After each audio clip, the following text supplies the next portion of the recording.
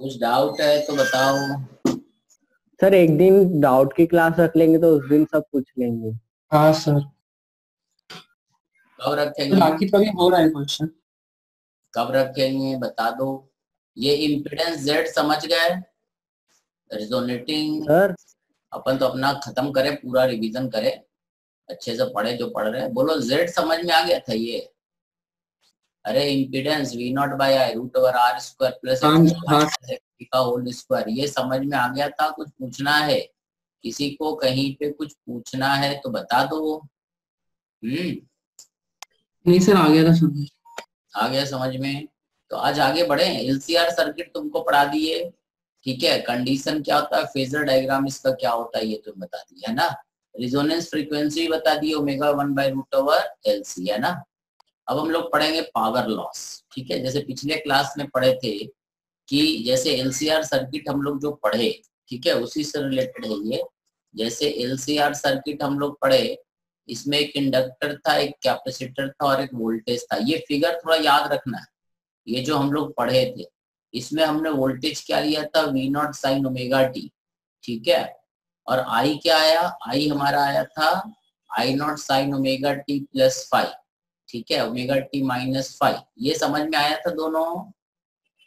हाँ हमने sir. Voltage निकाला था, लिया था। और tan फाइव का वैल्यू हम सब यहाँ पे फिर से एक बार लिख रहे हैं, और पावर पे आ रहे हैं, ठीक है। ये पावर और दो तीन चीज ही बचा है। तो हमने पिछले क्लास में लिखा था कि अगर एक रेजिस्टेंस है, एक कैपेसिटर है और एक इंडक्टर है, और इसके क्रॉस अगर हम एक variable voltage V is equal to V naught sine omega T apply कर दें, तो जो करंट होता है वो होता है I naught sine omega T minus five, ऐसा कुछ आता है, ठीक है।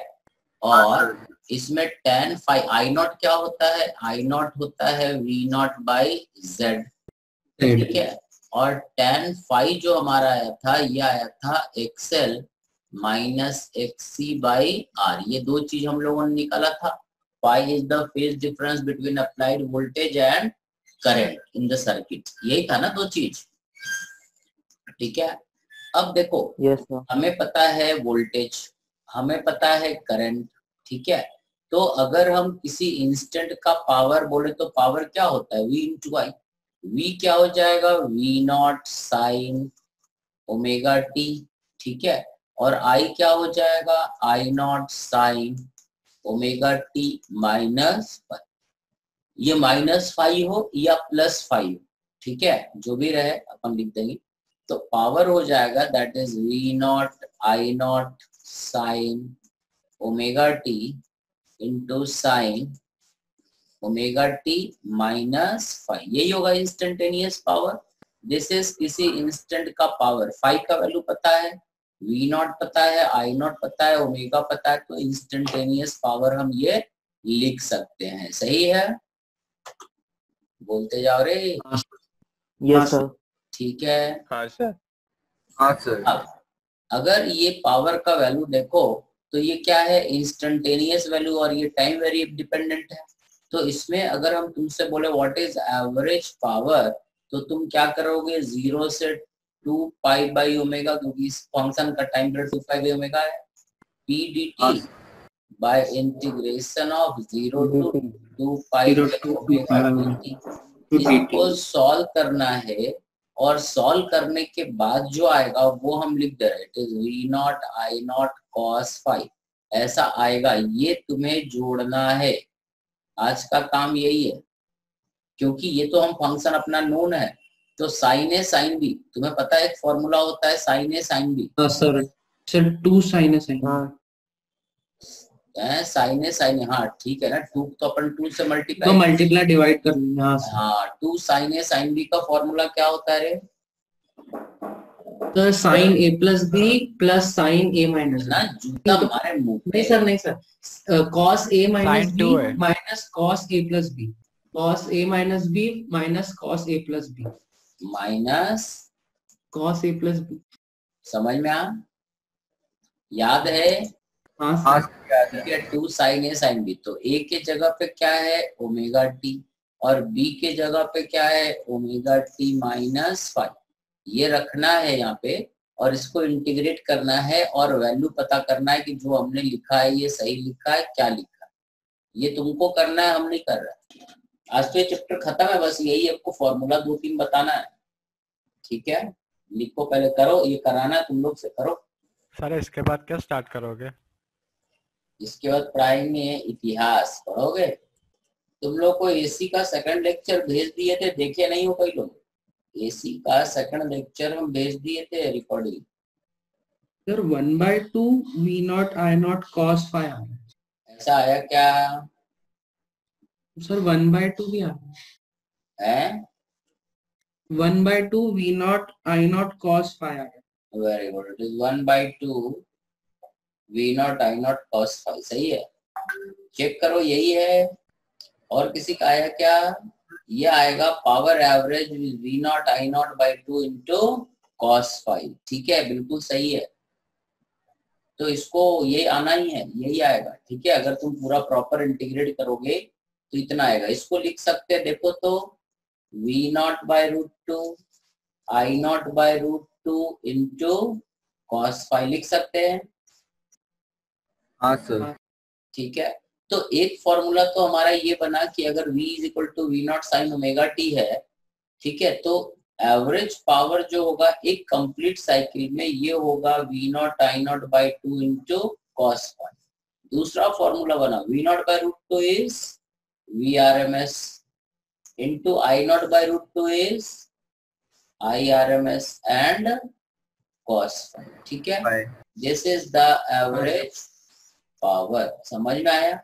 अगर AC है तो उसमें पावर इतना होता है। और ये भी याद रखना है, VRMS is equal to IRMS into Z, समझ में आया? VRMS is IRMS into Z, ये सही है क्योंकि हम लोग पढ़े ना I naught is equal to V naught by Z, तो इधर √2 लगाएंगे तो ये हो जाएगा I naught by √2 is IRMS and V naught by √2 is VRMS by Z। तो ये भी यूज यहाँ कर सकते हो, VRMS की जगह पे IRMS इंटू Z रख सकते हो, या IRMS की जगह पे VRMS बाई Z भी लिख सकते हो, समझ में आया? अरे सही है।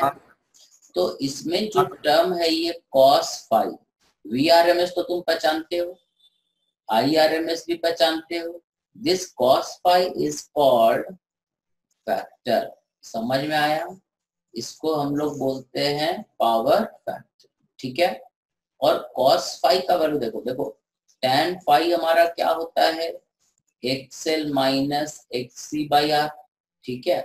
अगर इस ट्राइंगल को हम कंप्लीट करें तो ये R होता है, ये XL होता है और ये XC होता है और ये फाई होता है, यही होता है, ठीक है। तो cos फाई क्या हो जाएगा? cos फाई मतलब पावर फैक्टर, पावर फैक्टर हो जाएगा that is equal to base by hypotenuse, so it is base by hypotenuse. Hypotenuse क्या हो जाएगा? R square plus XL minus XC का होल स्क्वायर, सही है। तो इसको हम लोग क्या लिख देते हैं पावर फैक्टर को? This is also equal to R by Z, क्योंकि Z का वैल्यू हम पिछले क्लास में बताए थे, it is R square plus XL minus XC का होल स्क्वायर, यही निकाले थे ना Z का वैल्यू। अरे सही है, Z का वैल्यू हो जाएगा √R square plus XL minus XC का होल स्क्वायर। तो ये हमारा हो गया पावर फैक्टर, समझ गए? मतलब AC में VRMS भी होता है, IRMS भी होता है और cos फाई मतलब पावर फैक्टर भी लगता है। क्लियर? बोलो। हाँ सर। ठीक है, ठीक है। किसी इंस्टेंट का पावर पूछा तो इट इज ये वाला फॉर्मूला यूज करना है, V naught I not sine omega T into sine omega T minus five, जिसमें V नॉट I नॉट और फाइव तो नोन है, ओमेगा टी का वैल्यू पुट करना, समझ गए? बोलो। Yes sir. ठीक है, तो ये तो हो गया हमारा cos power factor. Power factor समझ गए, it is R by Z। Cos five का मैक्सिमम वैल्यू कब होता है? मैक्सिमम वैल्यू कॉस फाइव का क्या होगा? 1। कब होगा? जब XL is equal to XC होगा, समझ में आया? This condition is called resonating condition. At resonance, resonance समझ गया ना? जब XL और XC बराबर होता है, मतलब इंडक्टर और कैपेसिटर सर्किट में एक दूसरे को बैलेंस कर देता है, समझ गए क्या? हाँ हाँ सर। तो ये तो हो गया पावर फैक्टर। इसके बाद आता है एलसी ऑसिलेशन।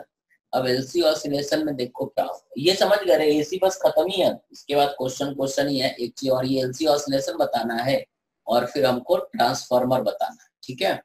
एलसी ऑसिलेशन में देखो क्या होता है। अरे क्या हुआ, पेन में बंद कहाँ चला, ठीक है। अब एलसी ऑसिलेशन में देखो क्या होगा।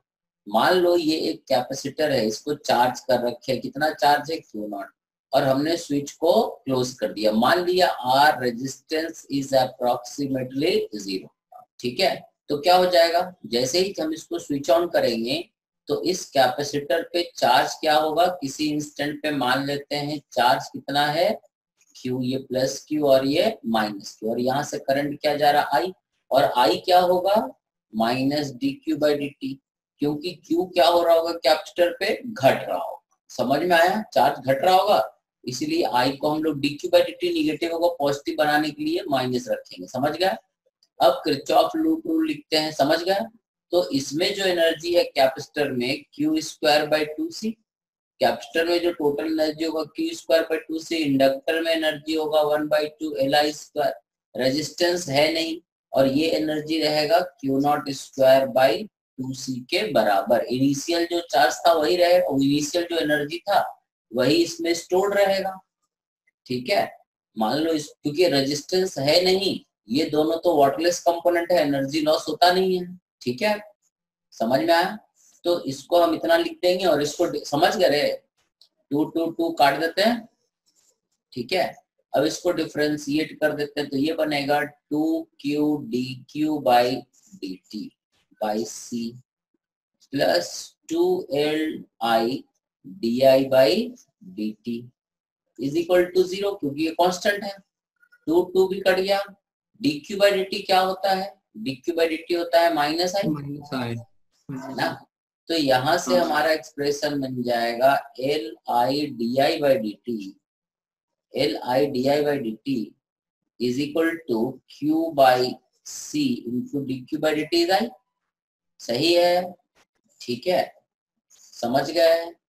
तो यहाँ से हम लिखेंगे, ये सही है, ये और ये काट देते हैं, di/dt is equal to Q/LC। यहाँ पर क्या है, क्योंकि हम इसको I को ये लिखने का जरूरत नहीं था एक्चुअली, क्योंकि हमें पता है कि चार्ज जो है घट रहा है। यहाँ पे माइनस ले लेंगे ना तो गलत हो जाएगा एक्चुअली, फिर ये माइनस यहाँ नहीं आएगा, ठीक है। इसमें हमें पता है कि चार्ज घट रहा है, बट हम एनर्जी मेथड यूज कर रहे हैं, किरचॉफ लूप रूल नहीं यूज कर रहे हैं, ठीक है। या किरचॉफ लूप रूल भी यूज कर सकते हैं, किरचॉफ लूप रूल से कर देते हैं, क्योंकि अब जब हम ये कर ही दिए हैं तो I जो होता है that is equal to minus dQ/dt। Kirchhoff loop rule ले लेते हैं, यहाँ से घूमते हैं एक लूप में, ये मेथड छोड़ दो, किरचॉफ लूप रूल से देखेंगे तो क्या लिखेंगे, Q/C, है ना, इधर से इधर जा रहे हैं, हाँ सर। बस है ना, Q/C minus LDI/dt is equal to क्या, 0। भाई एक लूप में हम घूम गए, क्योंकि करंट ऐसे फ्लो कर रहा होगा, चार्ज घट रहा होगा तो करंट ऐसे फ्लो कर रहा होगा, और ये क्योंकि करंट घट रहा है तो ये प्लस और ये माइनस, ठीक है। तो ये हो जाएगा Q/C minus LDI/dt is equal to 0, ठीक है। इसको डिफरेंशिएट कर देते हैं एक बार और, समझ गए। अबे सही। सो यहाँ से लिख देंगे di/dt इज Q/LC। समझ में आया ये, ठीक है। सो ये हो गया हमारा di/dt, यही एक्सप्रेशन आया ना। अब I का वैल्यू जो है I is equal to minus dQ/dt, यही होता है। सो di/dt इज इक्वल टू, इसको एक और डिफरेंशिएट कर देते हैं, ये हो जाएगा d²Q/dt²। ये समझा क्या, I बराबर हमने क्या लिया, माइनस dQ/dt, भाई चार्ज तो घट ही रहा है, ठीक है। तो ये एक्सप्रेशन और ये एक्सप्रेशन एक्चुअली सेम ही है। इसको अगर तुम देखो तो di/dt को लिख सकते हो क्या, minus d²Q/dt² is equal to 1/LC into Q। ये माइनस इधर से हटा दो, सही है। तो ये हो जाएगा d²Q/dt² इज माइनस, है ना, 1/√LC का स्क्वायर इंटू Q, ठीक है। और ये जो एक्सप्रेशन बना, ये इस तरह का कुछ एक्सप्रेशन बना, शायद ये देखा हुआ है तुम्हारा। हाँ सर। हाँ ठीक सर। है, ये सेकंड, इसका अच्छा। x क्या होता था, x is equal to a ना sine omega T sin omega plus phi, plus ऐसा phi। कुछ होता था ना। हाँ सर। तो बस हाँ यहाँ सर। पे x के जगह पे क्या है, q, तो हम लिख देंगे q is equal to Q naught sine omega T plus five.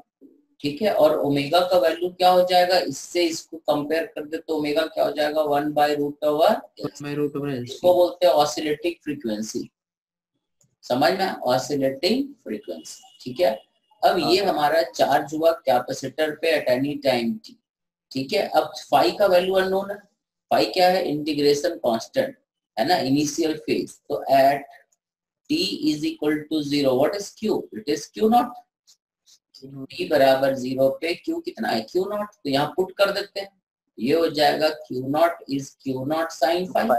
इसका मतलब साइन फाइव बराबर 1, मतलब फाइव कितना 90 डिग्री। 90 तो q का वैल्यू कितना हो जाएगा, q not cos omega t। समझ में आया, this is the charge on the plate of the capacitor at any time t। मतलब चार्ज क्या करेगा, ऑसिलेट करेगा, घटेगा घटेगा, मिनिमम हो जाएगा, निगेटिव हो जाएगा और फिर बढ़ने लगेगा। समझ में आया, कॉस का फंक्शन फॉलो।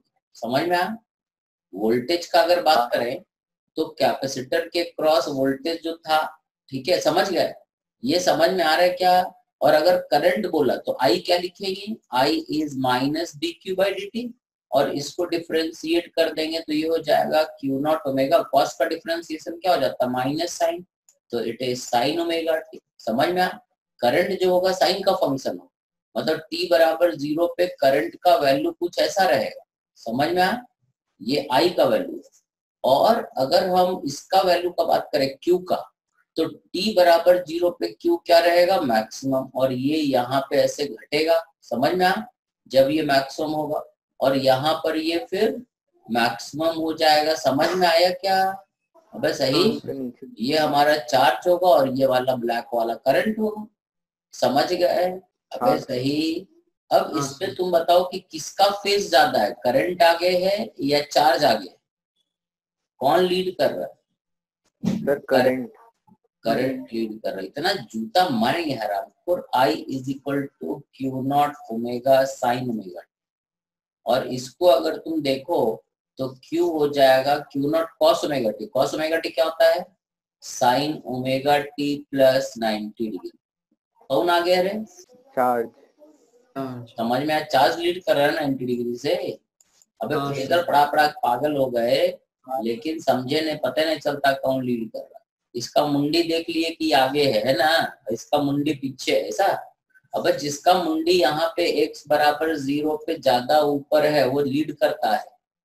समझ में आया, इसका मुंडी तो अभी निगेटिव होगा। समझ में आया ना, तो चार्ज इसमें लीड कर रहा है करंट से बाई 90 डिग्री। समझ में आया, ठीक है। हाँ सर। चार्ज और करंट का अगर फेजर बनाओगे तो ये ऐसा बनेगा, Q हमारा कुछ ऐसा हो जाएगा और करंट ऐसा रहेगा।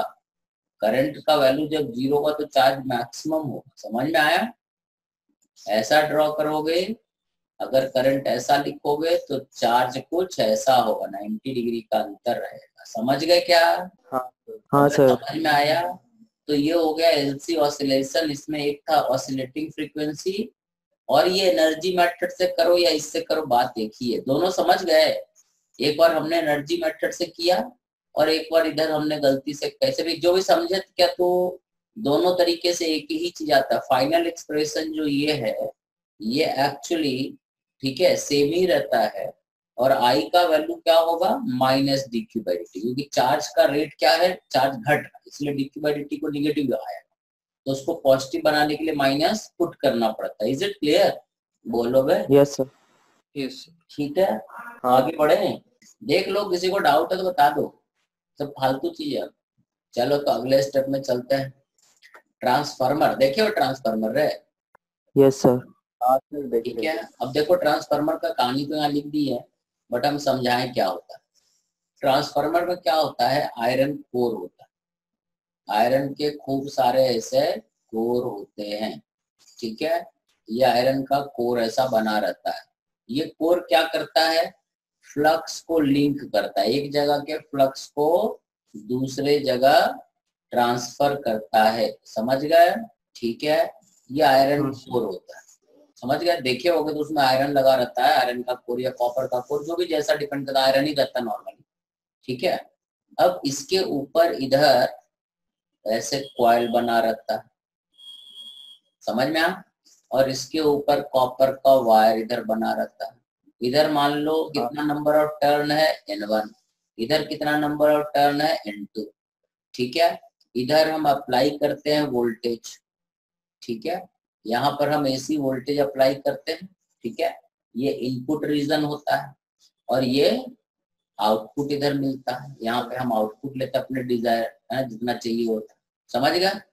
ठीक है, अब क्या होता है, AC जब फ्लो करता है तो इसमें मैग्नेटिक फ्लक्स क्या होगा, घटेगा बढ़ेगा।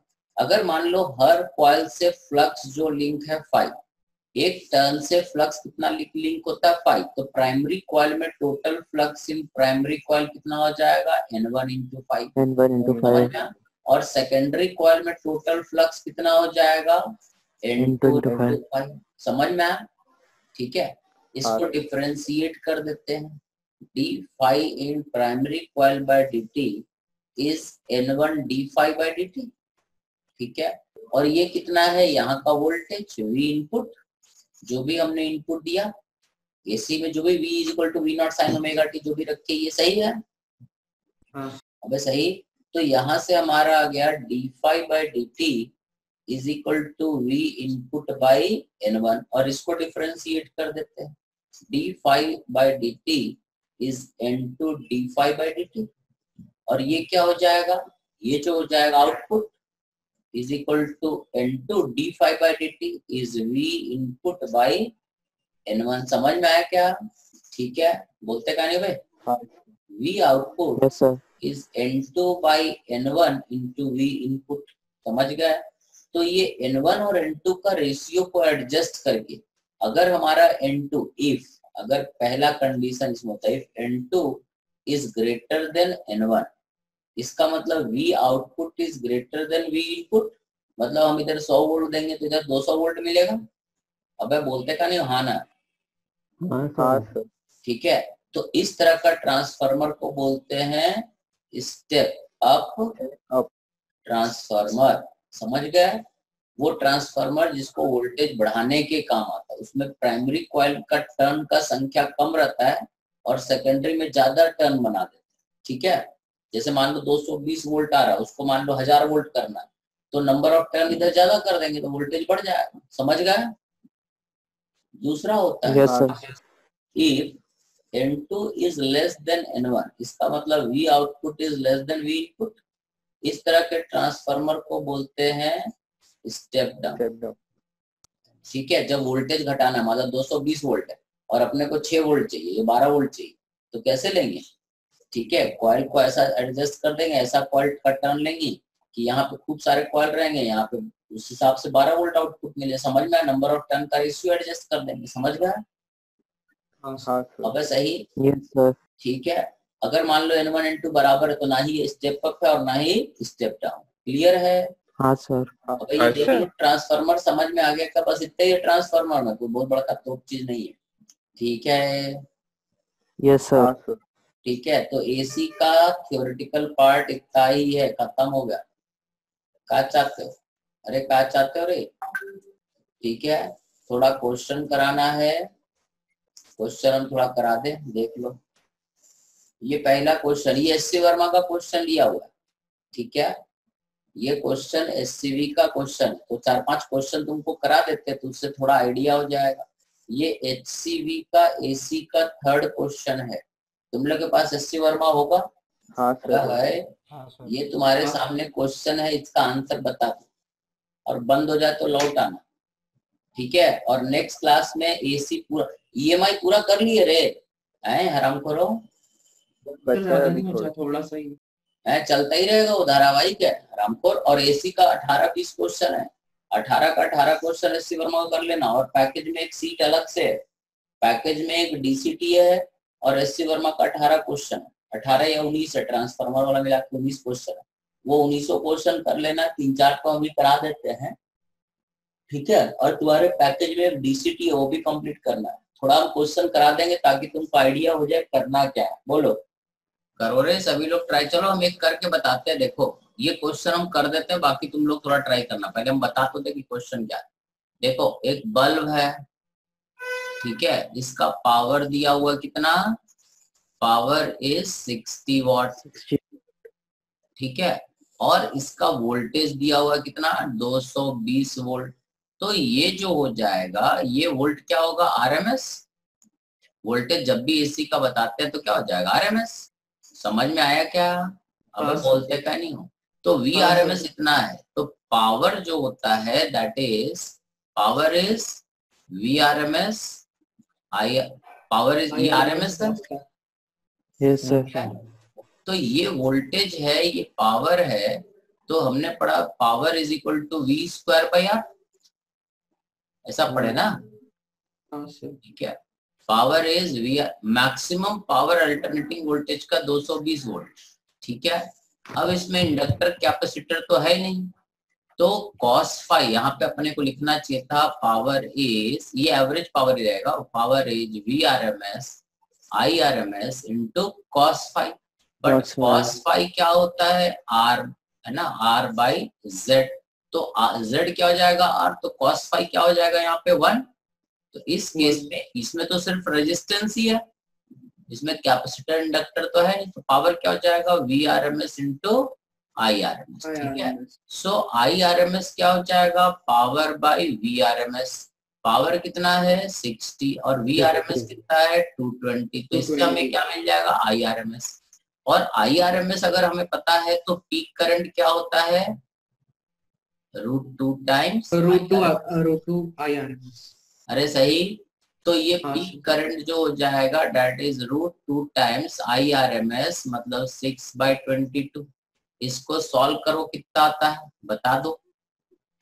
अरे लॉजिक समझ में आया क्या, पावर जो एसी में होता है V R M S I R M S cos phi, ठीक है।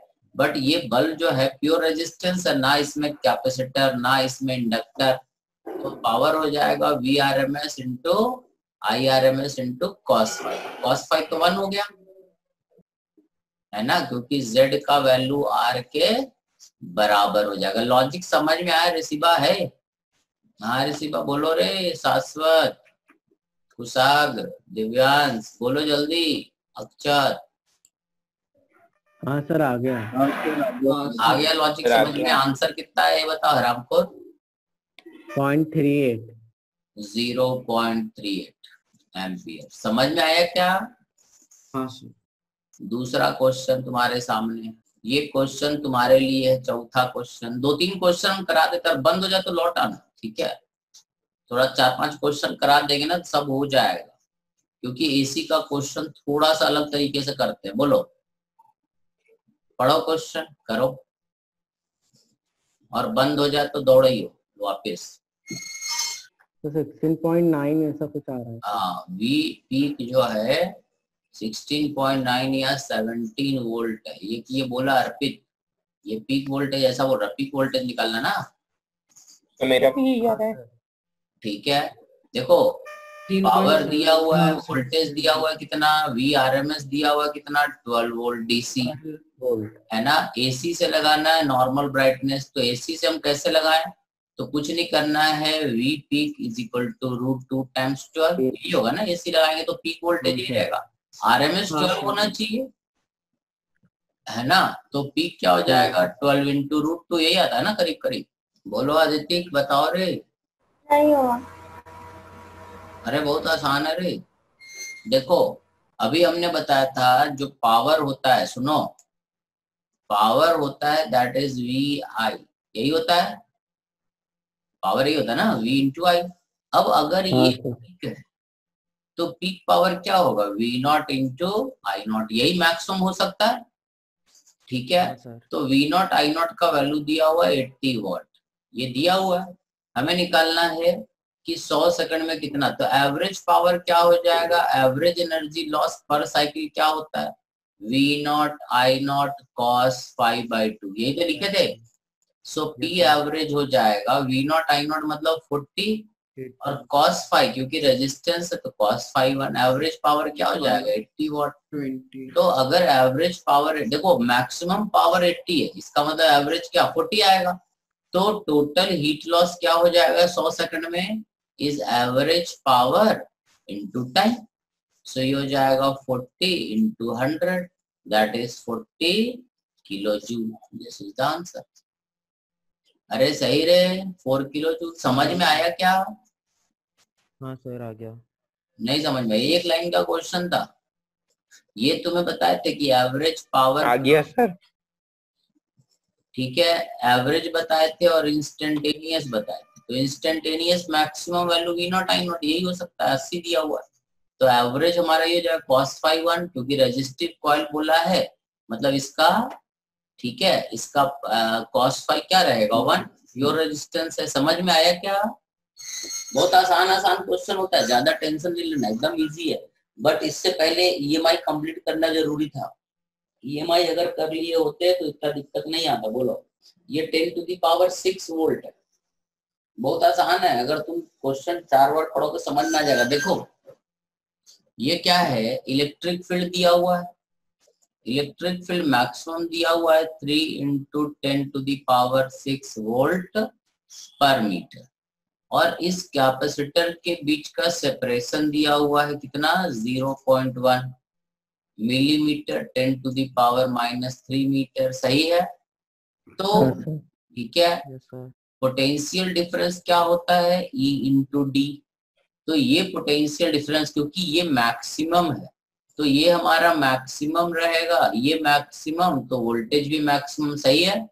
तो V मैक्सिमम का वैल्यू हो जाएगा 3 into 10 to the power 6 into 0.1 10 to the power -3। सही है? हाँ ये हो जाएगा 300 वोल्ट। सही है रे? ये तो मैक्सिमम है this is the peak voltage.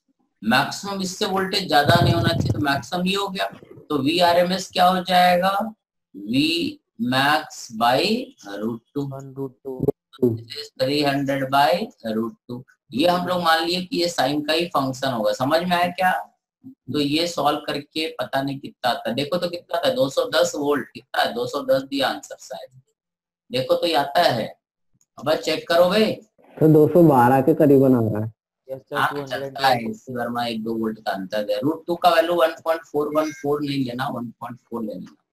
देखते हैं 300 भागा 1.4 तो 1.4 लेंगे तो 14 आ रहा है। 1.414 ले लो ठीक है। 210 वोल्ट दिया आंसर 212 चलेगा। सही? अबे सही ना अप्रोक्सीमेट आंसर दिया हुआ है। लॉजिक समझ में आया? कोई फंक्शन सर अगर कोई फंक्शन नहीं दिया हो तो अपन उसको साइन का फंक्शन मान लेंगे। अब कुछ नहीं बोला है तो एसी बोला ना तो नॉर्मली तो एसी सप्लाई होता है ठीक है वो V = V0 sin omega t होता है। ठीक है ये sin ओमेगा t + फाइव होता है। साइन फंक्शन ही होता है या कॉस फंक्शन मान लो। समझ गए? हाँ अगर कुछ नहीं बोला तो क्या करेंगे मजबूरी है। सही? हाँ सर क्लियर है ये? Yes sir. तो आज हम जा रहे हैं बाहर मतलब गाड़ी लेने जा रहा है। सर्विसिंग में दिया नया गाड़ी तो खरीद नहीं सकते। तो आज का कहानी इतना ही। अगले दिन मिलेंगे। सही रहे? परसों मिलेंगे। अब तब तक तुम लोग एसी पूरा कंप्लीट करके आओगे। समझ गए क्या? Yes sir. हाँ सर ठीक है एसी पूरा और ईएमआई पूरा। परसों जब अपन मिलेंगे तो परसों डाउट क्लास है उसके बाद टेस्ट। परसों पूरा कंप्लीट करके लो। आधा घंटा डाउट लेंगे और 1 घंटा पढ़ाएंगे अर्थ मैग्नेटिज्म और परमानेंट मैग्नेट। 1 घंटे में हो जाता है।